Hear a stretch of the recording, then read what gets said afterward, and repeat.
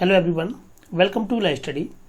आज इस वीडियो के माध्यम से हम एविडेंस तथा सीआरपीसी पर आधारित कुछ एमसीक्यू देखेंगे जो कि विभिन्न राज्यों की न्यायिक सेवा परीक्षा के साथ साथ एलएलएम क्लैट एग्जाम एवं एआईबीई एग्जाम तथा पुलिस भर्ती परीक्षा जिसमें कि पुलिस रैंकर तथा एएसआई की ट्रेनिंग से संबंधित जो परीक्षा होती है उन सभी में ये प्रश्न पूछे जाते हैं। सो फ्रेंड्स, आप अगर चैनल को पहली बार विजिट कर रहे हैं तो आप चैनल को सब्सक्राइब कर लें तथा उसके पास में बेल आइकन बटन को प्रेस कर लें जिसमें कि सभी वीडियोज़ का नोटिफिकेशन आपको मिल सके। अब आप प्ले स्टोर से हमारी एप्लीकेशन ला स्टडी को डाउनलोड कर सकते हैं जहां आप विभिन्न राज्यों की न्यायिक सेवा परीक्षाओं के लिए रैंकर एग्जाम के लिए टेस्ट सीरीज की सुविधा का लाभ ले सकते हैं। इस एप्लीकेशन पर मात्र आप ₹1 प्रतिदिन की दर से 3120 प्रश्नों को पूरे एक वर्ष के लिए, जिसमें कि 10 प्रश्न प्रतिदिन हिंदी माध्यम से रेगुलर टेस्ट सीरीज के रूप में रहते हैं, जिसमें कि IPC, CrPC, evidence, contract, CPC, constitutions, Hindu law, मुस्लिम लॉ वाले भाग से प्रश्न दिए जाते हैं। इसे भी आप यहां ज्वाइन कर सकते हैं।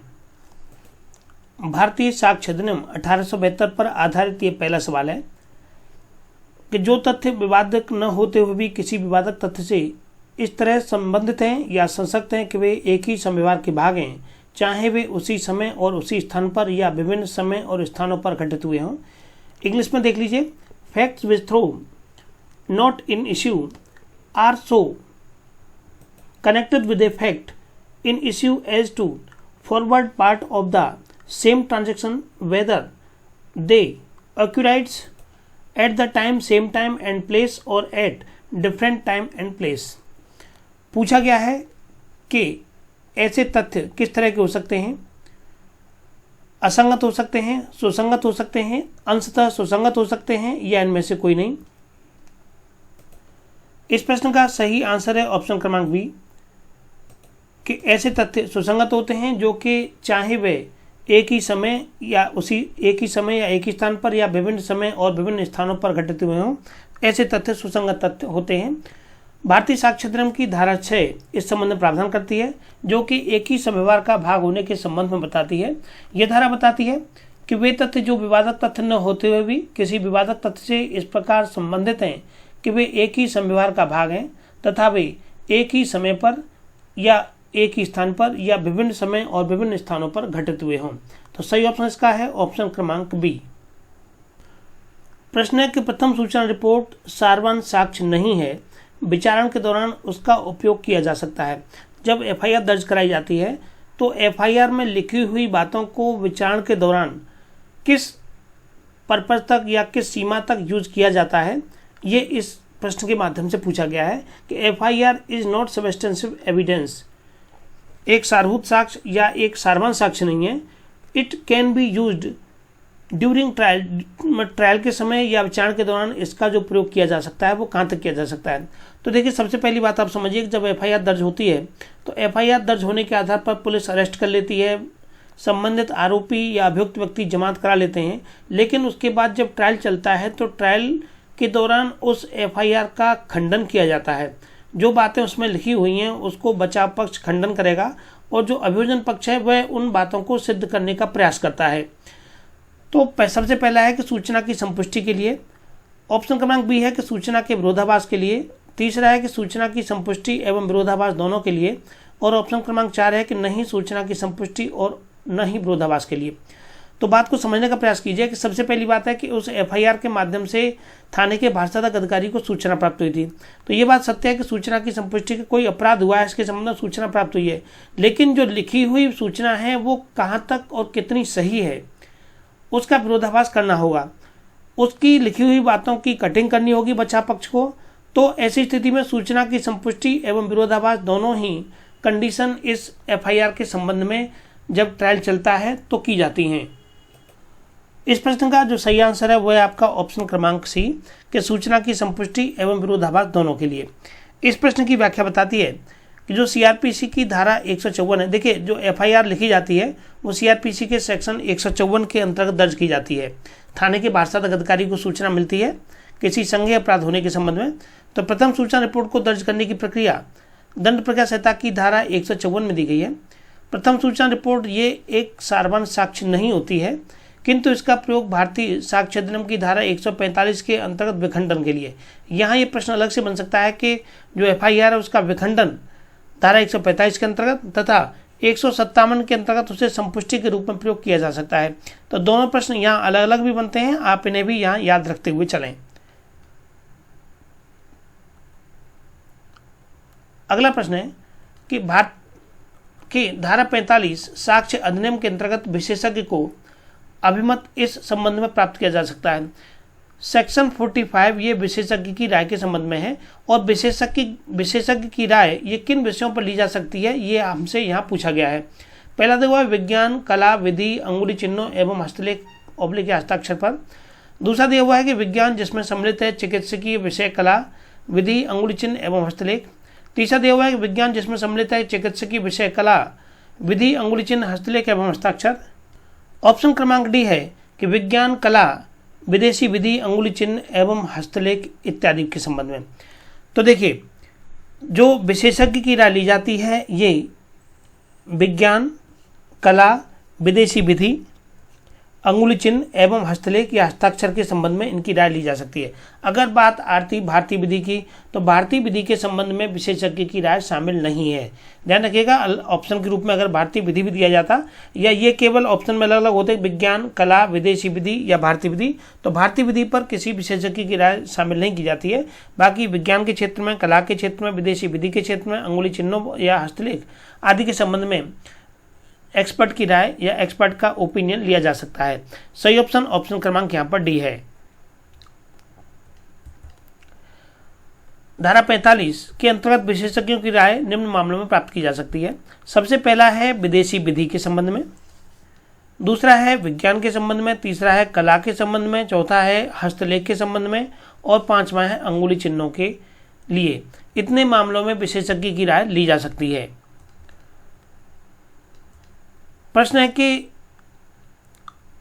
जबकि किसी दस्तावेज में प्रयुक्त भाषा देखते ही संदिग्ध या त्रुटिपूर्ण प्रतीत होती है, तब उन तथ्यों का, यहाँ आगे खाली स्पेस दिया हुआ है, जो उनका अर्थ दर्शित या उनकी त्रुटियों की या उनकी जो त्रुटियां हैं उनकी पूर्ति कर दे। तात्पर्य यह है कि जब कोई ऐसा दस्तावेज है जो कि प्रथम दृष्टया देखते ही संदिग्ध या त्रुटिपूर्ण है, जिसको देखने से ही संदिग्धता प्रतीत होती है या त्रुटिपूर्ण या गलत लगता है, तब ऐसे तथ्यों का जो कि उनका अर्थ दर्शित, अब जो चीज़ गलत लग रही है, देखने में ही जो गलत लग रही है, तब आप उसके संबंध में ऐसा क्या दर्शित करने के लिए या क्या बताएंगे कि साहब ये चीज़ सही है या नहीं है, इसके संबंध में पूछा गया है कि क्या आप ऐसे तथ्यों का साक्ष्य दे सकते हैं या नहीं दे सकते हैं, ये पूछा गया है। पहला ऑप्शन है कि साक्ष्य दिया जा सकेगा, दूसरा ऑप्शन है कि मौखिक साक्ष्य दिया जा सकेगा, तीसरा है दस्तावेजी साक्ष्य दिया जा सकेगा और चौथा लिखा हुआ है कि साक्ष्य नहीं दिया जा सकेगा। तो ऐसे तथ्य जो कि प्राथमिक तौर पर या प्रारंभिक तौर पर देखने से ही जो कि अशुद्ध या अस्पष्ट या गलत या त्रुटिपूर्ण प्रतीत होते हैं, तो ऐसी स्थिति में उनका साक्ष्य नहीं दिया जा सकेगा।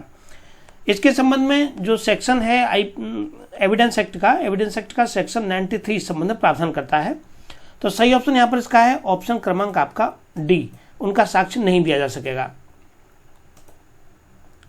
साक्ष्य अधिनियम 1872 की धारा 93 के अनुसार जबकि किसी दस्तावेज में प्रयुक्त भाषा अगर देखते ही संदिग्ध या त्रुटिपूर्ण प्रतीत होती है, तब उन तथ्यों का साक्ष्य नहीं दिया जा सकेगा जो कि उनका दर्शित या उनकी त्रुटि की पूर्ति कर दें, उनके अर्थ को दर्शित करें या उनकी त्रुटि की पूर्ति कर दें। जो चीज़ गलत है सामने स्पष्ट रूप से आपको देखने में ही ये लग रहा है कि ये गलत है, तब ऐसे तथ्यों का आप या उन दस्तावेजों के संबंध में कोई साक्ष्य नहीं दे सकते हैं। प्रश्न अगला है कि अनुश्रुत साक्ष्य का अपवाद किन धाराओं में वर्णित है। अनुश्रुत साक्ष्य अर्थात सुनी सुनाई बात है, तो अनुश्रुत साक्ष्य का जो अपवाद है वो कौन सी धाराओं में वर्णित है, ये पूछा गया है। पहला है धारा 17 एवं 18, दूसरा है धारा 32 एवं 33, तीसरा है धारा 34 एवं 35 तथा चौथा है धारा 36 एवं 37। अनुश्रुत साक्ष्य का अपवाद कौन सी धाराओं में है, ये पूछा गया है आपसे। सही आंसर आपको बताना है कि इसका सही आंसर क्या है।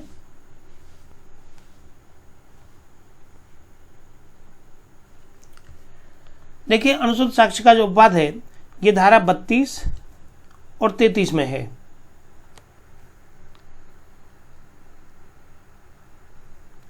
धारा 32 एवं 33 सही ऑप्शन क्रमांक यहाँ पर बी है। अर्थात सुने हुए साक्ष्य पर, जो बात सुनी हुई है उस पर विश्वास किया जाना। अनुश्रुत साक्ष्य का अपवाद, कहने को यह है कि सुनी हुई बातों पर विश्वास नहीं किया जाता। जो साक्ष्य अधिनियम है ये कहता है कि सुनी सुनाई बातों पर यकीन नहीं किया जाएगा, लेकिन कुछ अनुश्रुत साक्ष्य का यानी सुने हुए साक्ष्य के संबंध में कुछ ऐसे सेक्शन हैं जो इसके अपवाद के रूप में हैं, और ये बताते हैं कि इनमें सेक्शन 32 और 33 है, जो जिसमें कि मरे हुए व्यक्तियों के द्वारा जो बात कही गई है, जिसको हम डैंग डिक्लेरेशन कहते हैं, मृत्युकालीन कथन कहते हैं। तो ऐसे व्यक्तियों के डैंग डिक्लेरेशन आगे उनके विचारण की जो कार्रवाई चलती है उसमें एक काम करते हैं।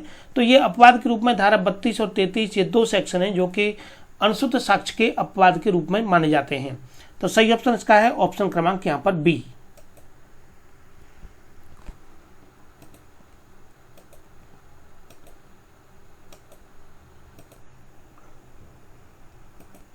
अभिप्राप्त करने के लिए किसी भी रूप में, किसी भी समय, किसी भी साक्षी या पक्षकार से किसी भी सुसंगत या विसंगत तथ्य के बारे में कोई भी प्रश्न पूछने की शक्ति न्यायाधीश को होती है। धारा 166, धारा 167, धारा 164, धारा 165 किस सेक्शन में न्यायाधीश कभी किसी भी समय किसी अभियुक्त व्यक्ति से, किसी साक्षी से या किसी पक्षकार से किसी भी सुसंगत या विसंगत तथ्य के बारे में कोई भी प्रश्न पूछने की शक्ति न्यायाधीश को दी गई है? 166, 167, 164 या 165 किस सेक्शन में ऐसी शक्ति न्यायाधीश को दी गई है? बताना है आपको इसका सही आंसर क्या है कि ऐसी शक्ति किस सेक्शन के अंतर्गत न्यायाधीश को प्राप्त है। इस प्रश्न का सही आंसर है ऑप्शन क्रमांक डी, धारा 165। धारा 165 के अंतर्गत न्यायाधीश को इस प्रकार की शक्ति दी गई है।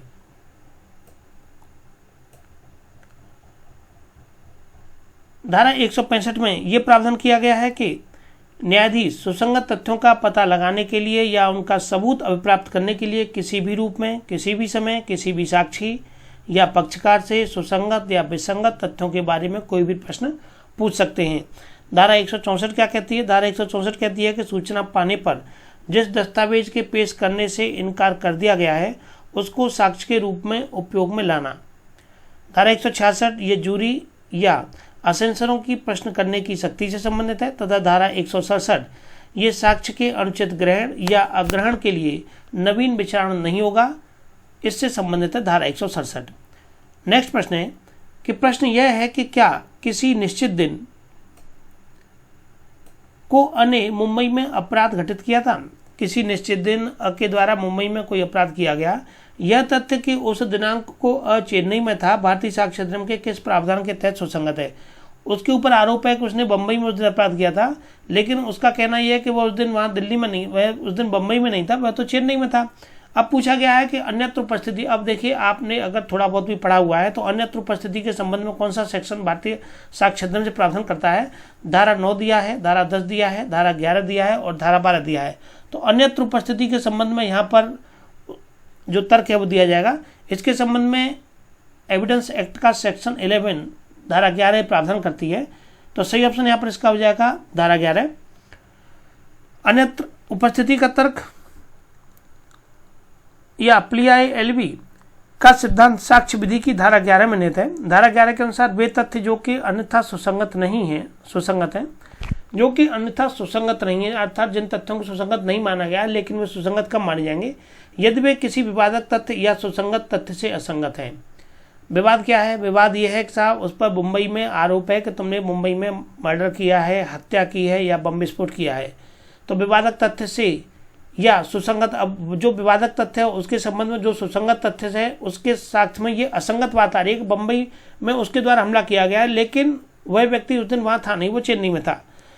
यदि वे स्वयं या अन्य तथ्यों के संसर्ग से किसी भी विवादक तथ्य या सुसंगत तथ्य या उनका अस्तित्व या अनस्तित्व अत्यंत अधिसंभाव्यता या अनादि संभाव्यता बनाते हैं, उनके संबंध में संभावना प्रकट करते हैं या अनादि संभावना है या नहीं है, उनके अस्तित्व के विषय में अर्थात उनके होने के विषय में या उन तथ्यों के न होने के संबंध में या न होने के संबंध में जो ऐसे सुसंगत तथ्य बताते हैं। तो जब कहा गया है उसमें कि वह मुंबई में अपराध घटित किया है लेकिन उसने कहा कि मैं तो उस दिन चेन्नई में था, तो यहाँ अब दोनों बातों को मिलाकर के देखा जाएगा। दलाल सिंह बनाम जेएम सिंह 1981 सुप्रीम कोर्ट, ये अन्यत्र उपस्थिति साक्ष्यधर्म की धारा 11 द्वारा शासित होगा तथा इसे साबित करने का भार हमेशा अभियुक्त पर होगा। अब यहाँ जबकि अ पर या बी पर जो भी आरोप है कि आप बम्बई में थे, बम्बई में आपने हमला किया है, अब ये सामने वाला जब ये कहता है कि मैं साहब वहाँ नहीं, मैं तो चेन्नई में था, तो उसे ये चीज़ सिद्ध करनी, इस बात का भार अभियुक्त व्यक्ति पर है। वह ये सिद्ध करेगा कि साहब मैं बम्बई में नहीं, मैं तो चेन्नई में था। धारा 9 सुसंगत तथ्यों के स्पष्टीकरण के पूरे स्थापन के लिए आवश्यक तथ्य से संबंधित है। टीआईपी जो शिनाख्त परेड की जाती है, शिनाख्त परेड के संबंध में इंडियन एविडेंस एक्ट की धारा 9 प्रावधान करती है, और जो शिनाख्त परेड की जाती है ये मजिस्ट्रेट के द्वारा की जाती है। ध्यान रखिएगा, शिनाख्त परेड प्रश्न पूछा जाता है तो किसके द्वारा हो जाती है, ये मजिस्ट्रेट के द्वारा होती है। धारा 10 ये सामान्य परिकल्पना के बारे में षड्यंत्रकारियों के द्वारा कही गई या की गई बातों को बताती है। और धारा 12 ये नुकसानी के लिए वादों की रकम अवधारित करने के लिए न्यायालय को समर्थ करने की प्रवृत्ति रखने वाले तथ्यों के संबंध में बताती है।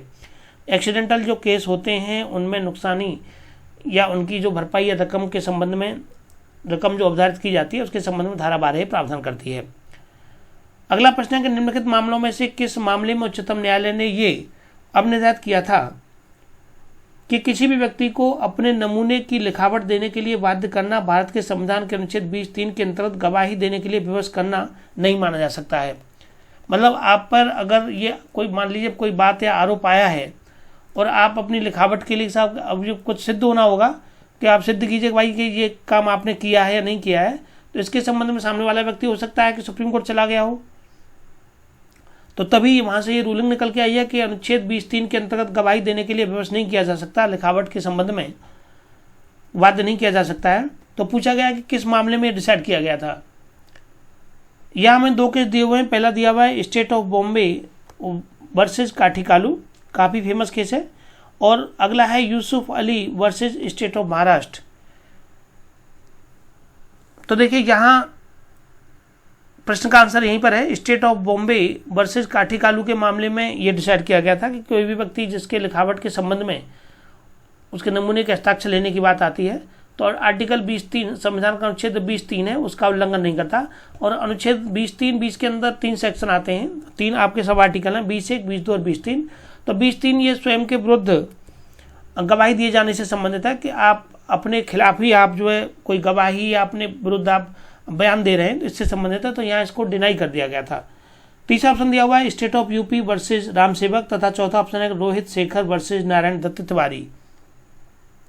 तो सही ऑप्शन यहाँ पर था स्टेट ऑफ बॉम्बे वर्सेज काठीकालू का मामला। इस मामले में सुप्रीम कोर्ट ने यह अब निर्धारित किया था कि किसी भी व्यक्ति को अपने नमूने की लिखावट देने के लिए बाध्य करना भारत के संविधान के अनुच्छेद 20(3) के अंतर्गत गवाही देने के लिए विवश करने की श्रेणी में नहीं आता है। अगला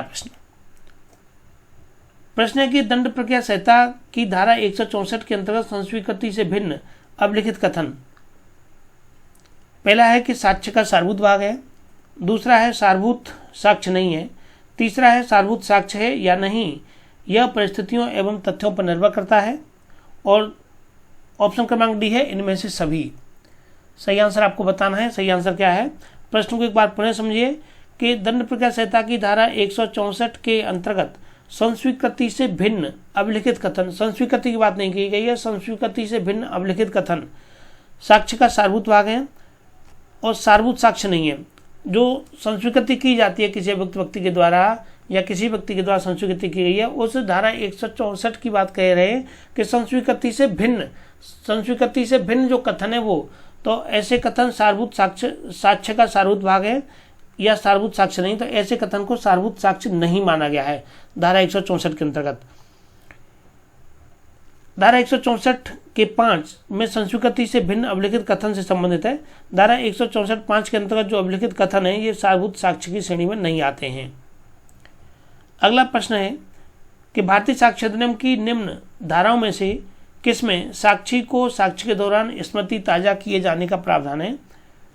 Under which of the following section of the Indian Evidence Act is a witness under examinations gets the right to refresh his memory? उसे अपनी मेमोरी को ताज़ा करना है। अगर सपोज कीजिए वो कुछ भूल गया है तो अपनी मेमोरी को ताज़ा किए जाने के संबंध में प्रावधान दिया गया है कि किस सेक्शन में प्रावधान है। धारा 158 है, धारा 159 है, धारा 160 है और धारा 162 है। सही आंसर आपको बताना है क्या है।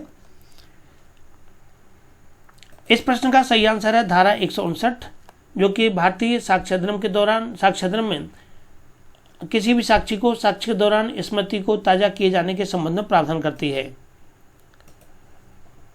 धारा 159 साक्षी को साक्ष्य के दौरान स्मृति ताजा करने के संबंध में बताती है। यह कहती है कि कोई भी साक्षी जब कि वह परीक्षा के अधीन है, कोई भी ऐसा साक्षी जब कि वह परीक्षा के अधीन है, अर्थात जब उसका एग्जामिन किया जा रहा है।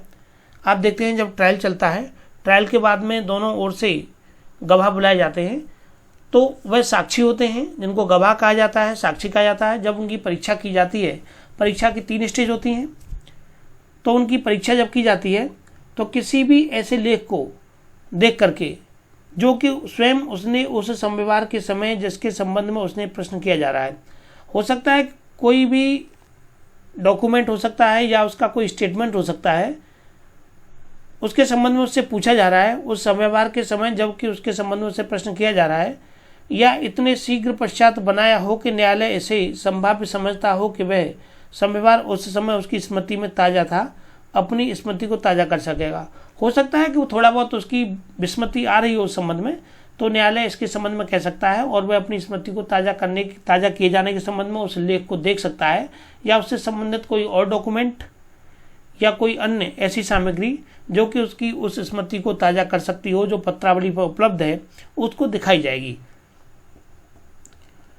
अगला प्रश्न है कि भारतीय साक्ष्य अधिनियम के किस प्रावधान में पूर्व न्याय का सिद्धांत प्रावधानित है। महत्वपूर्ण प्रश्न है कि पूर्व न्याय का सिद्धांत किस सेक्शन में है। एक पूर्व न्याय का सिद्धांत हमने सीपीसी में पढ़ा है, दूसरा यहाँ पूछा गया है कि पूर्व न्याय के संबंध में जो कौन सा सेक्शन है जो कि पूर्व न्याय से संबंधित है।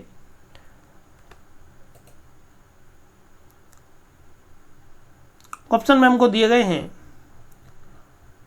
ऑप्शन क्रमांक ए है धारा 140, धारा 40, धारा 164 तथा धारा 160। कौन सा सेक्शन है जो कि पूर्व न्याय को लेकर के बात करता है। सही आंसर आपको बताना है क्या है यहाँ पर। इस प्रश्न का सही आंसर है ऑप्शन क्रमांक बी, धारा 40। ये पूर्व न्याय के सिद्धांत पर आधारित है और धारा 40 ये कहती है, धारा 40 कहती है कि किसी भी ऐसे निर्णय, आदेश या डिक्री का अस्तित्व, निर्णय है, कोई आदेश है या कोई डिक्री है, उसका अस्तित्व अर्थात उसका होना, जो किसी न्यायालय को किसी वाद का संज्ञान करने से या विचारण करने से विधि के द्वारा निवारित करता है अर्थात मना करता है। किसी ऐसे निर्णय, आदेश या डिक्री का अस्तित्व, उसका निर्णय का, आदेश का या डिक्री का होना, जो किसी न्यायालय को किसी वाद का संज्ञान करने से या उसका विचारण करने से विधि के द्वारा निवारित करता है या मना करता है, वो सुसंगत तथ्य है। धारा 140 ये सील का साक्ष्य देने वाले साक्षी के संबंध में। धारा 160 ये धारा 159 में वर्णित दस्तावेजों में कथित तथ्यों के लिए परिसाक्ष्य से संबंधित है, तथा धारा 164 ये सूचना पाने पर जिस दस्तावेज को पेश किए जाने से इनकार कर दिया गया है उसको साक्ष्य के रूप में उपयोग में लाए जाने से संबंधित है। अगला प्रश्न है कि ब का अभियोजन अ इसीलिए करता है क्योंकि उसने अ की गाय चुराई है। ध्यान से समझिएगा कि ब का अभियोजन किया जा रहा है। ब को आरोपी बनाया गया है ए के द्वारा क्योंकि उसने ए की गाय चुराई है। ब दोष सिद्ध किया जाता है। तत्पश्चात ब दोषी हो गया। तत्पश्चात उस गाय के लिए जिससे ब से दोष सिद्ध होने से पूर्व सबको बेच दिया गया था। ब के दोषी होने से पहले ऐसी गाय सबको बेच दी गई थी। सब पर वाद लाता है। सब पर वाद ला जाता है अ और स के मध्य। अब अ और स के मध्य जो वाद चल रहे बाद में ब की दोष सिद्धि के निर्णय की क्या महत्ता होगी। पहला है सुसंगत होगा, विसंगत होगा, निश्चायक सबूत या इनमें से कोई नहीं। सही आंसर आपको बताना है। सोच विचार करके आप आंसर बताइए कि क्या इसका आंसर यहाँ सही होगा। तो इस प्रश्न का सही आंसर है ऑप्शन क्रमांक बी, ये विसंगत होगा। धारा 43 के दृष्टांत पर आधारित है ये दृष्टांत, जिसके अनुसार ख के विरुद्ध न्यायालय के द्वारा दिया गया निर्णय अ तथा स के बीच में सुसंगत नहीं होगा। नेक्स्ट प्रश्न है कि सुसंगत तथ्य के कथन जो ऐसे व्यक्ति के द्वारा किए गए थे जो कि मर गया है या मिल नहीं सकता, सुसंगत है। केवल व्यवहार कार्रवाइयों में, केवल आपराधिक कार्रवाइयों में, न तो व्यवहार और न ही आपराधिक कार्रवाइयों में, व्यवहार एवं आपराधिक दोनों प्रकार की कार्रवाइयों में। कौन सा आंसर सही है ये आपको बताना है। प्रश्न को एक बार पुनः समझिए कि सुसंगत तथ्य के कथन जो ऐसे व्यक्ति के द्वारा किए गए थे जो कि मर गया है, ऐसा व्यक्ति जो कि मर गया है, सुसंगत तथ्य के कथन थे वह जो मर गया है या जो मिल नहीं सकता वह सुसंगत है। किन कार्रवाइयों में ऐसे व्यक्ति के कथनों को माना गया है? केवल व्यवहारिक अर्थात केवल सिविल प्रोसीडिंग में, केवल क्रिमिनल प्रोसीडिंग में, ना तो व्यवहारिक और ना तो क्रिमिनल में और ना ही सिविल की प्रोसीडिंग में, और कहा गया है both civil as well as criminal proceeding, या दोनों कार्रवाइयों में। तो देखिए ऐसे व्यक्ति जो कि मिल नहीं सकते या जो मर गए हैं जिनके कथन ये सिविल और आपराधिक दोनों प्रकार की कार्रवाइयों में सुसंगत माने जाएंगे। सही ऑप्शन इसका है यहाँ पर ऑप्शन क्रमांक डी। साक्ष्य अधिनियम की धारा 32 के अंतर्गत ऐसे कथन को सुसंगत माना गया है जो कि ऐसे व्यक्ति के द्वारा किया गया है जो मर गया है या जो मिल नहीं सकता। धारा 32 के अंतर्गत किया गया कथन सिविल एवं क्रिमिनल दोनों ही कार्रवाइयों में लागू होता है। आप इन प्रश्नों को सभी एग्जाम्स के लिए फॉलो कर सकते हैं, चाहे वो एपीओ का एग्जाम हो, एडीपीओ का एग्जाम हो, सिविल जज की परीक्षा हो या एएसआई की ट्रेनिंग से संबंधित एग्जाम्स हो। इन सभी के लिए आप इन प्रश्नों को आसानी से फॉलो करें, आपको काफ़ी इन प्रश्नों से सहायता मिलेगी। चलिए अगला प्रश्न है हमारा भारतीय साक्ष्य अधिनियम पर कि निम्नलिखित में से कौन सा कथन किसी व्यक्ति की मृत्यु के बाद मृत्युकालिक कथन के रूप में प्रमाणित किया जा सकेगा। Which of the following could be proved as dying declarations after the death of a person. पहला है उस व्यक्ति के द्वारा दायर प्रथम सूचना रिपोर्ट। प्रश्न को पुनः ध्यान से समझिए कि निम्नलिखित में से कौन सा कथन किसी व्यक्ति की मृत्यु के बाद मृत्युकालीन कथन के रूप में प्रमाणित किया जा सकता है। उस व्यक्ति के द्वारा दायर की गई प्रथम सूचना रिपोर्ट FIR जो लॉन्च कराई गई है बाय द पर्सन जो मृत व्यक्ति है। दूसरा है कि सेक्शन धारा 161 CRPC के अंतर्गत उस व्यक्ति का लेखबद्ध कथन, statement of the person recorded under section 161 of the CRPC। और नेक्स्ट है कि उस व्यक्ति या मृत व्यक्ति के द्वारा कार्यपालक मजिस्ट्रेट को दिया गया कथन, statement of the person recorded by the executive magistrate. और ऑप्शन क्रमांक डी है कि इनमें से सभी। क्या आंसर सही होगा इसका पूछा गया है आपसे कि कौन से कि किस तरह की किसी व्यक्ति की मृत्यु के बाद जो मृत्युकालिक कथन के रूप में प्रमाणित किया जा सकता है। ये 4 ऑप्शन या 3 ऑप्शन दिए हुए हैं, चौथे ऑप्शन में तो दिया हुआ है आपको उपयुक्त सभी। तो आपको सही आंसर बताना है कि कौन सा कथन यहाँ पर करेक्ट है, कि किस तरह के मजिस्ट्रेट को या व्यक्ति को दिया गया जो कथन है वो ग्राह्य होगा, माना जाएगा किसी भी मृत व्यक्ति के द्वारा जो स्टेटमेंट दिया गया है। तो देखिए उस व्यक्ति के द्वारा जो व्यक्ति मर गया है उस व्यक्ति के द्वारा दायर की गई प्रथम सूचना रिपोर्ट जब उसने लिखाई थी तो वह भी अगर उसके बाद में सपोज कीजिए कि वो व्यक्ति ज़्यादा हो सकता है, ज़्यादा चोट या कोई भी ऐसी कंडीशन हो सकती है उसके बाद वो मर जाता है, तो ये भी उसका स्टेटमेंट माना जाएगा। दूसरा है कि 161 CRPC के अंतर्गत मृत व्यक्ति का लेखबद्ध कथन, ये भी माना जाएगा। और मृत व्यक्ति के द्वारा कार्यपालक मजिस्ट्रेट को दिया गया कथन, ये भी माना जाएगा। तो इनमें से सभी सही ऑप्शन यहाँ पर इसका है ऑप्शन क्रमांक डी। ये सभी श्रेणी में आते हैं। धारा 32(1) के अंतर्गत उपरोक्त सभी कथन मृत्युकालिक कथन के रूप में प्रमाणित किए जा सकते हैं। अर्थात यदि व्यक्ति प्रथम सूचना रिपोर्ट दर्ज कराने के बाद या धारा 161 CRPC के तहत कथन दर्ज कराने के बाद या मजिस्ट्रेट को कथन किए जाने के बाद में मर जाता है तो उसके कथन को मृत्युकालिक कथन के रूप में साबित किया जा सकता है। अगला प्रश्न हमारा दंड प्रक्रिया संहिता से है।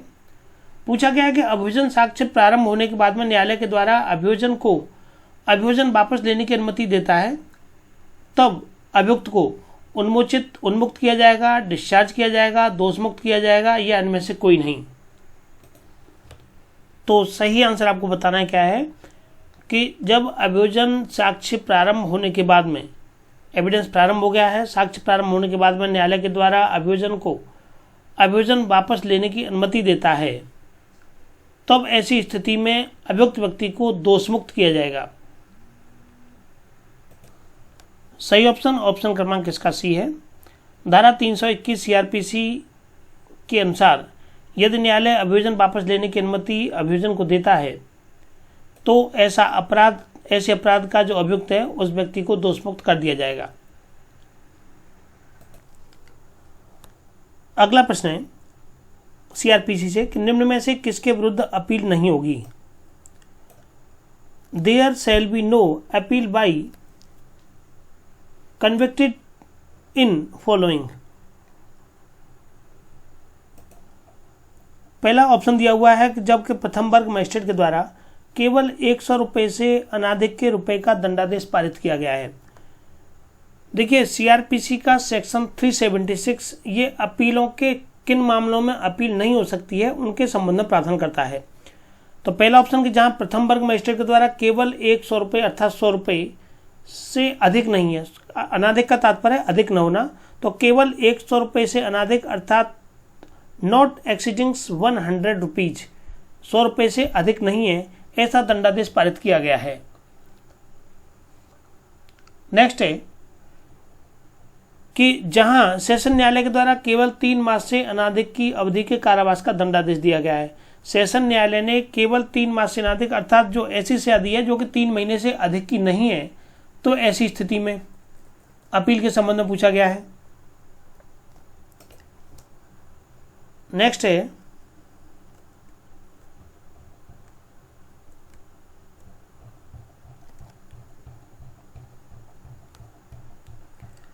जहां की उच्च न्यायालय के द्वारा केवल 6 मास से अनाधिक की अवधि के कारावास का दंडादेश दिया गया है।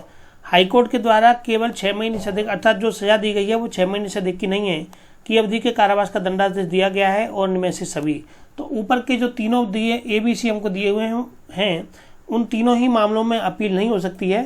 तो सही ऑप्शन यहाँ पर इसका ऑप्शन क्रमांक डी हो जाएगा।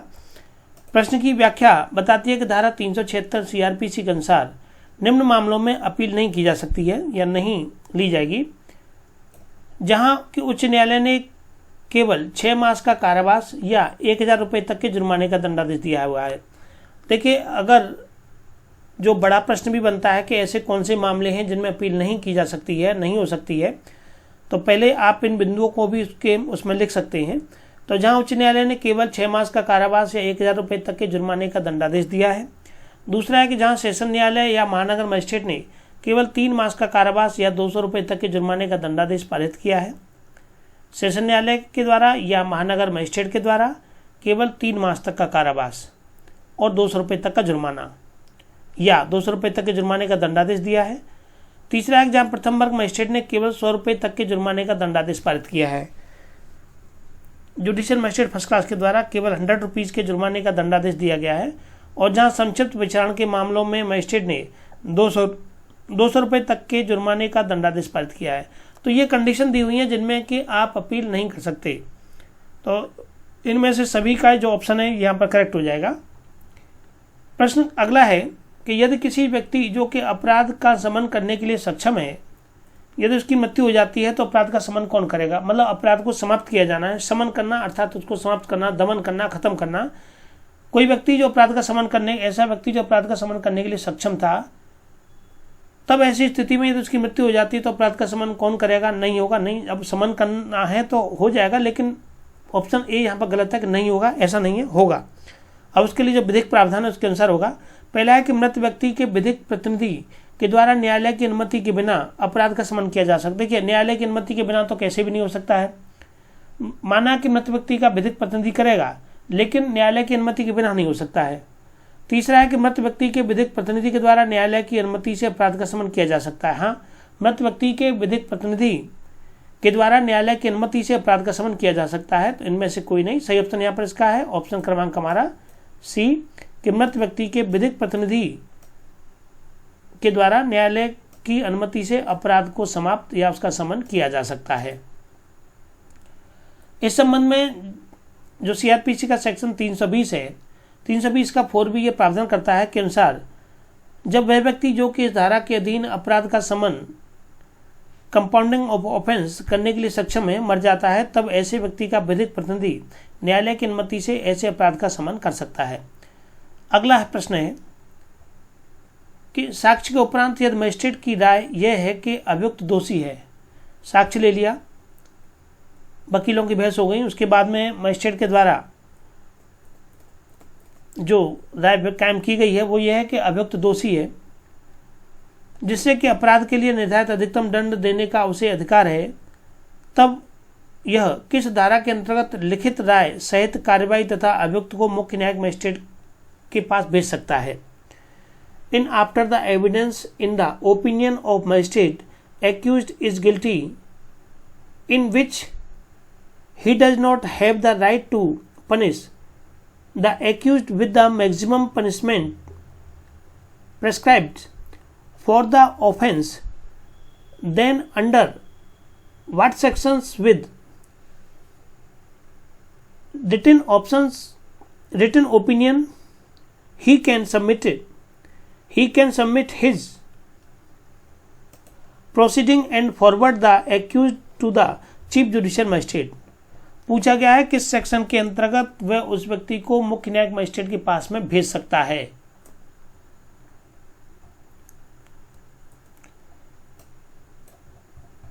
सेक्शन दिए में सेक्शन 321, 322, 323 तथा 325 किस सेक्शन के अंतर्गत वह किसी अभियुक्त व्यक्ति को मुख्य न्यायिक मजिस्ट्रेट के पास में भेज सकता है।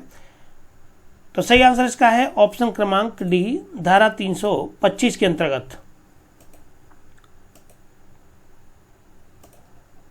धारा 325 के अनुसार अभियोजन एवं अभियुक्त का साक्ष्य सुनने के पश्चात में यदि मजिस्ट्रेट की यह राय है कि अभियुक्त दोषी है और उसे उस दंड से अधिक कठोर दंड जो कि मजिस्ट्रेट देने के लिए सशक्त है दिया जाना चाहिए, तब वह मजिस्ट्रेट अपनी राय अभिलिखित करते हुए कार्यवाही तथा अभियुक्त को मुख्य न्यायिक मजिस्ट्रेट के पास में भेज सकता है। अगला प्रश्न है कि दंड प्रक्रिया संहिता में अभ्यासतः गृहभेदक अपराधियों से सदाचार के लिए प्रतिपूर्ति का प्रावधान किस धारा में किया गया है। धारा 106 में, धारा 107 में, धारा 109 में या धारा 110 में गृहभेदक से प्रतिपूर्ति लिए जाने का प्रावधान किस सेक्शन में किया गया है। देखिए धारा 106 ये प्रावधान करती है दो सिद्धि पर प्रशांति कायम रखने के लिए प्रतिपूर्ति से संबंधित है। धारा 106 दो सिद्धि पर। धारा 107 ये उन दशाओं में प्रशांति कायम रखने के लिए, मतलब अन्य दशाओं में। धारा 107 अन्य दशाओं में। और धारा 109 ये प्रावधान करती है संदिग्ध व्यक्तियों से सदाचार के लिए प्रतिपूर्ति के संबंध में।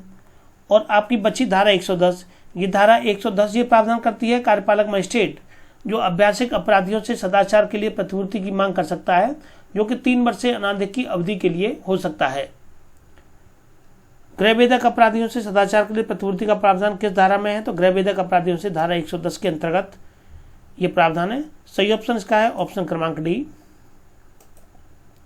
धारा 110 के तहत कार्यपालक मजिस्ट्रेट अभ्यासिक अपराधियों से सदाचार के लिए प्रतिपूर्ति की मांग कर सकेगा, जो कि 3 वर्ष से अनाधिक की अवधि के लिए हो सकती है। नेक्स्ट प्रश्न है कि इन्वेस्टिगेशन के दौरान धारा 161 सीआरपीसी के तहत पुलिस के द्वारा जो लेखबद्ध कथन है, धारा 161 सीआरपीसी के अंतर्गत जो पुलिस स्टेटमेंट रिकॉर्ड करती है, विचार के दौरान किसी भी उद्देश्य के लिए प्रयुक्त नहीं किए जा सकते हैं।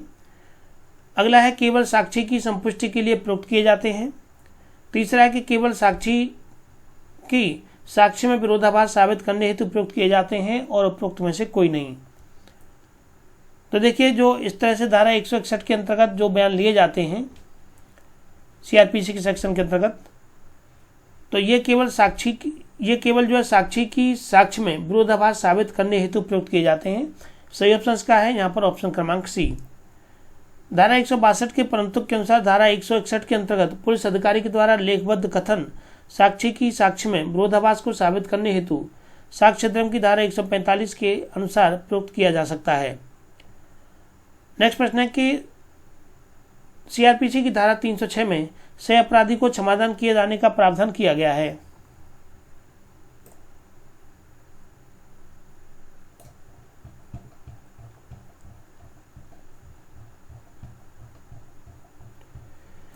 पहला है कि जब वह खराब स्वास्थ्य के कारण विचारण का सामना करने में असमर्थ है। दूसरा है कि जब उसे विकृत घोषित कर दिया गया है। तीसरा है कि जब वह उस अपराध के संबंध में संपूर्ण और सही तथ्यों को प्रकट करने का वचन देता है। पूछा गया है कि कौन सी शर्तें हैं। और चौथा है कि इनमें से सभी। तो सही ऑप्शन यहाँ पर इसका है ऑप्शन क्रमांक सी है। जब उसके द्वारा इस तरह का वचन दिया गया है कि वह उस अपराध के संबंध में संपूर्ण और सही तथ्यों को प्रकट करने का वचन दे देगा। दंड प्रक्रिया संहिता की धारा 306 में सह अपराधी को क्षमादान देने का प्रावधान किया गया है। सह अपराधी को क्षमादान तब दिया जाता है जबकि वह उस अपराध के संबंध में संपूर्ण और सही तथ्यों को प्रकट करने का वचन देता है कि हाँ, हम जो भी हुआ है उस सब के संबंध में पूरी सही जानकारी आपको बताएंगे। अगला प्रश्न है कि सीआरपीसी 1973 की कौन सी धारा यह प्रावधान करती है कि एक अपराध का अभियुक्त बचाव के संबंध में एक सक्षम साक्षी होगा। 312, 313, 314 तथा 315। सही आंसर आपको बताना है क्या है। इस प्रश्न का सही आंसर है ऑप्शन क्रमांक डी, धारा 315। धारा 315 के अनुसार कोई भी व्यक्ति जो किसी अपराध के लिए अभियुक्त है प्रत्यक्षा के लिए सक्षम साक्षी होगा और अपने विरुद्ध या साथ में आरोपित किसी भी व्यक्ति के विरुद्ध लगाए गए आरोपों को ना साबित करने के लिए शपथ पर साक्ष्य दे सकता है। धारा 312 ये परिवादियों और साक्षियों के व्यय के संबंध में है। धारा 313 ये अभियुक्त की परीक्षा करने की शक्ति बताता है तथा धारा 314 ये मौखिक बहस और बहस के ज्ञापन को बताता है। मौखिक बहस पर प्रश्न आता है या बहस का ज्ञापन लिखित रूप में दिया जाना, ये इसके संबंध में धारा 314 प्रावधान करती है। अगला प्रश्न है कि यदि उत्तरवर्ती न्यायिक मजिस्ट्रेट की यह राय है कि साक्षियों में से किसी की जिसका कि साक्ष्य पहले ही अभिलिखित किया जा चुका है, अतिरिक्त परीक्षा करना न्याय के हित में आवश्यक है। उत्तरवर्ती अर्थात कोई मजिस्ट्रेट, अगर मान लीजिए एक मजिस्ट्रेट ने पहले कार्रवाई सुनी थी, उनका ट्रांसफर हो जाता है, उनके बाद कोई दूसरा मजिस्ट्रेट आते हैं और दूसरे मजिस्ट्रेट आने के बाद जो यदि उनकी ये राय है कि किसी साक्षी का पहले साक्ष्य अभिलिखित साक्ष्य किया जा चुका है और अतिरिक्त परीक्षा करना न्याय के हित में आवश्यक है, तो वह किसी भी ऐसे साक्षी को पुनः सम्मन कर सकते हैं और ऐसी अतिरिक्त परीक्षा, प्रतिपरीक्षा और पुनः परीक्षा। एग्जामिनेशन की 3 स्टेज होती हैं, परीक्षा होती है, प्रतिपरीक्षा होती है और पुनः परीक्षा होती है। तो उत्तरवर्ती मजिस्ट्रेट अर्थात बाद में आने वाले कोई मजिस्ट्रेट के द्वारा इस तरह की परीक्षा की जा सकती है तो पुनः परीक्षा कर सकता है और ऐसी अतिरिक्त परीक्षा, प्रतिपरीक्षा और पुनः परीक्षा यदि कोई हो जैसी कि वे अनुज्ञात करें के पश्चात वह साक्षी उन्मोचित कर दिया जाएगा। यह प्रावधान दंड प्रक्रिया संहिता की किस धारा में प्रावधानित किया गया है? धारा 326 में, धारा 325 में, धारा 311 में या धारा 319 में? किस सेक्शन में यह प्रावधान किया गया है? तो इस प्रश्न का सही आंसर है ऑप्शन क्रमांक आपका ए, सेक्शन 326 में। सेक्शन 326 का परंतु ये कहता है कि यदि उत्तरवर्ती न्यायाधीश की ये राय है कि साक्षियों में से किसी की जिसकी की साक्ष्य में पहले अभिलिखित किया जा चुका है या जिनकी परीक्षा की जा चुकी है और अतिरिक्त परीक्षा करना न्याय के हित में आवश्यक है, कि उनके किसी का अतिरिक्त एग्जामिनेशन करना है आवश्यक है, तो वह किसी भी ऐसे साक्षी को पुनः सम्मन कर सकता है और ऐसे अतिरिक्त परीक्षा, प्रतिपरीक्षा या पुनः परीक्षा के पश्चात में साक्षी को उन्मोचित कर सकता है या कर दिया जाएगा। सही ऑप्शन का है यहाँ पर ऑप्शन क्रमांक ए। प्रश्न की धारा 436 ए दंड प्रक्रिया संहिता के अंतर्गत जमानत पर छोड़ने के लिए कारावास की अवधि का न्यूनतम समय कितना होगा? What is minimum period of imprisonment of releasing on bail under section 436A of criminal procedure code? अधिकतम कारावास की अवधि का 1/4, अधिकतम कारावास की अवधि का 1/2, अधिकतम कारावास की अवधि का 1/3 या कोई भी अवधि निहित नहीं है। प्रश्न को पुनः समझिए कि धारा 436 से सीआरपीसी के अंतर्गत जमानत पर छोड़ने के लिए कारावास की अवधि का न्यूनतम समय कितना होगा? तात्पर्य यह है कि एक व्यक्ति, कोई मान लीजिए किसी पर कोई व्यक्ति जेल में है और हो सकता है कि जो भी उसने अपराध किया है उस अपराध के लिए जो सजा है वो अधिकतम 7 वर्ष हो या 3 वर्ष हो या 10 वर्ष हो। देखिए, आजीवन कारावास के मामले हों तो उनमें लागू नहीं हो पाता है ये कंसेप्ट, लेकिन अगर मान लीजिए किसी व्यक्ति को जमानत नहीं मिली है और 10 वर्ष या 7 वर्ष या 3 वर्ष 5 वर्ष जो भी सजा का प्रावधान है, तो कम से कम उसने हाफ जो अधिकतम कारावास की अवधि है, जो भी उस पर आरोप है उसके संबंध में जो अधिकतम कारावास है उसकी अवधि का 1/2 जैसे उसने बिना जमानत रहे लिए हुए जेल में बिता दिया है, तब उसके बाद में उस व्यक्ति की जमानत मंजूर की जा सकती है। तो धारा 436 से सीआरपीसी के अंतर्गत जमानत पर छोड़ने के लिए कारावास की अवधि का न्यूनतम समय जो है वो कम से कम आधा समय आपके द्वारा व्यतीत किया जाना चाहिए। 436A के अनुसार जहां कि कोई भी व्यक्ति इन्वेस्टिगेशन, जांच या विचारण की अवधि के दौरान उस अपराध के कारावास की अधिकतम अवधि के आधे से अधिक की अवधि के लिए निरोध भोग चुका है, तो वहां वह प्रतिभूत सहित या रहित व्यक्तिगत बंद पत्र पर न्यायालय के द्वारा छोड़ दिया जाएगा। बात कही गई है इन्वेस्टिगेशन, जांच या विचारण की अवधि के दौरान। सबसे पहली अवस्था इन्वेस्टिगेशन की, उसके बाद जांच की, उसके बाद विचारण की। तो कोई भी कुछ ऐसे मामले होते हैं जिनमें इन्वेस्टिगेशन ही काफ़ी लंबे समय तक चलता है, और इन्वेस्टिगेशन मान लीजिए कंप्लीट हो जाता है, व्यक्ति जेल में है, जमानत नहीं मिल पाती है, तो उसके बाद में विचारण की कार्रवाई चलती है। तो ऐसी स्थिति में वह विचारण के दौरान जमानत की मांग कर सकता है न्यायालय से। प्रश्न है कि यदि मजिस्ट्रेट को यह प्रतीत होता है कि वह अपराध जिसका आगे बर्बाद किया गया है अन्यत्र सत्य न्यायालय के द्वारा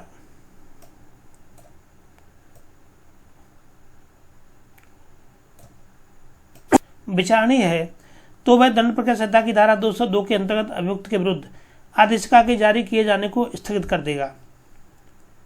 बताना है कौन सा ऑप्शन यहाँ पर सही है कि अभियुक्त के विरुद्ध आदेशिका के जारी किए जाने को स्थगित करके पहला है कि मामला सेशन न्यायालय के सपुर्द करेगा, दूसरा है कि किसी भी पुलिस अधिकारी को इन्वेस्टिगेशन किए जाने का निर्देश दे सकेगा। अभी यहाँ निर्देश नहीं दे सकता है, ना ही मामला सेशन न्यायालय के सपुर्द किया जाएगा।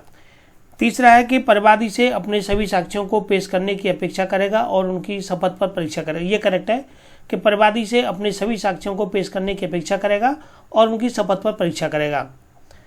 और डी है कि परिवाद को सेशन न्यायालय के समक्ष प्रस्तुति हेतु वापस करने, परिवाद सेशन न्यायालय के समक्ष नहीं जाएगा। धारा 202 के सबसेक्शन 2 के अनुसार के परंतु के अनुसार यदि मजिस्ट्रेट को यह प्रतीत होता है कि वह अपराध जिसका परिवाद किया गया है अन्यथा सेशन न्यायालय के द्वारा विचारणीय है, तो वह परिवादी को अपने सभी साक्ष्यों को पेश करने की अपेक्षा करेगा और उनकी शपथ पर परीक्षा करेगा। देखिए, मामला मजिस्ट्रेट के यहाँ गया है, उसके बाद जब मामला मजिस्ट्रेट के यहाँ पर गया है तो उसके द्वारा जो भी आरोप लगाए जाते हैं और उन आरोपों की कंडीशन क्या बैठती है कि वो मजिस्ट्रेट के द्वारा विचारणीय है या वो सेशन के द्वारा विचारणीय है, ये चीज़ देखी जाएगी। तो जब परिवाद गया है उसके बाद में ये बात डिसाइड हो पाती है कि मामला सेशन में चलेगा या मामला लोअर कोर्ट में चलेगा। नेक्स्ट प्रश्न है कि प्ली बार्गेनिंग ऐसे अपराधों के संबंध में प्रयोज्य जो कि अपराध मृत्युदंड या आजीवन कारावास या वर्ष पूछा गया है कि कितने वर्ष से अधिक की अवधि के कारावास से दंडनीय नहीं है। 7 वर्ष है, 5 वर्ष है, 2 वर्ष है या 3 वर्ष है। सही आंसर आपको बताना है कि कितनी अवधि के कारावास से दंडनीय नहीं है के संबंध में पूछा गया है। 7 वर्ष, 5 वर्ष, 2 वर्ष या 3 वर्ष। इस प्रश्न का सही आंसर है ऑप्शन क्रमांक ए, 7 वर्ष। धारा 265 क से लेकर के ठ तक अभिवचन का संप्रण अर्थात प्ली बार्गेनिंग के प्रावधान से संबंधित है। प्ली बार्गेनिंग निम्न अपराधों के संबंध में लागू नहीं होता है: मृत्युदंड के मामलों में, आजीवन कारावास के मामलों में, 7 वर्ष से अधिक के कारावास के मामलों में, या ऐसे अपराध जो कि देश की सामाजिक या आर्थिक दशा को प्रभावित करते हैं उन मामलों में, या किसी स्त्री या 14 वर्ष से कम आयु के बालक के विरुद्ध कारित अपराध के मामले में। इन मामलों में प्ली बार्गेनिंग का जो सिस्टम है या जो व्यवस्था है वो लागू नहीं होती है। प्रश्न क्रमांक अगला है कि दंड प्रक्रिया संहिता की धारा 313 के अंतर्गत आरोपी का कथन पहला है कि शपथ पर अंकित किया जाता है, दूसरा है बिना शपथ के अंकित किया जाता है, तीसरा है न्यायालय के विवेक पर शपथ पर या बिना शपथ के अंकित किया जाता है, और डी है कि न्यायालय शपथ से मुक्ति दे सकता है। धारा 313 के अंतर्गत जो बयान वाली बात है वो पूछी गई है कि क्या कंडीशन होगी। तो धारा 313 के अंतर्गत जो आरोपी का कथन है वो बिना शपथ के अंकित किया जाता है। सही ऑप्शन यहाँ पर ऑप्शन क्रमांक इसका बी है। धारा 313 का जो 2 है, सब क्लॉज 2 है, ये प्रावधान करता है कि अभियुक्त को उपधारा 1 के अधीन परीक्षा की जाती है तब उसे कोई भी शपथ नहीं दिलाई जाएगी। नेक्स्ट प्रश्न है कि डाक एवं तारघर की तलाशी का वारंट कौन जारी कर सकता है? डाक एवं तारघर की तलाशी का वारंट ये जिला मजिस्ट्रेट या मुख्य न्यायिक मजिस्ट्रेट, सक्षम क्षेत्राधिकार वाला कोई भी दीवानी न्यायालय, सक्षम क्षेत्राधिकार का कोई भी राजस्व न्यायालय या केवल उच्च न्यायालय डाक एवं तारघर के संबंध में तलाशी वारंट कौन जारी कर सकता है? सही ऑप्शन आपको बताना है। 4 ऑप्शन आपके सामने दिए गए हैं कि डाक एवं तारघर के संबंध में तलाशी वारंट ये डिस्ट्रिक्ट मजिस्ट्रेट या चीफ जुडिशियल मजिस्ट्रेट अर्थात डिस्ट्रिक्ट मजिस्ट्रेट या मुख्य न्यायिक मजिस्ट्रेट जारी कर सकते हैं। सही ऑप्शन इसका है ऑप्शन क्रमांक यहाँ पर ए।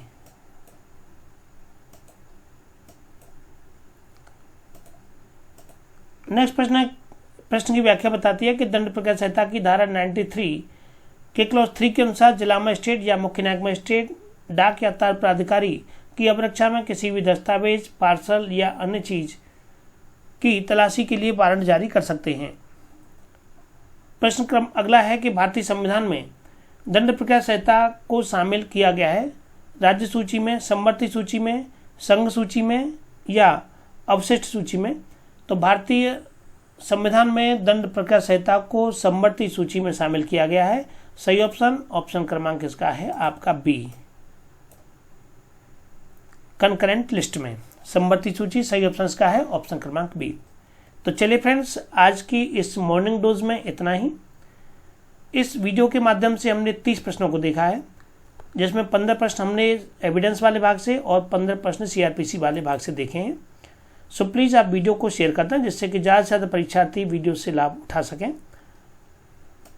So thank you for watching this video.